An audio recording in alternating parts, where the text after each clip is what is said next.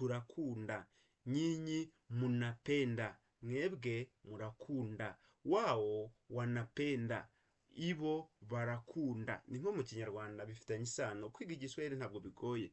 Kujifunza Kiswahili ni rahisi sana, kwa kuwa Kiswahili kwa Wanyarwanda kinafanana na lugha yao. Kina uhusiano wa karibu kati ya Kiswahili kina uhusiano wa karibu na Kinyarwanda. Kiswahili gifitanye isano ya bugufi n'Ikinyarwanda, kwa kuwa lugha zote ni lugha bantu, kubera ko indimi zombi ni indimi zikomoka mu muryango witwa indimi z'ikibantu, right? Kukiga rero ntabwo bigoye cyane.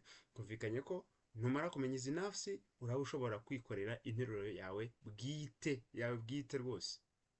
Okay, mimi ninapenda, wewe unapenda, yeye anapenda,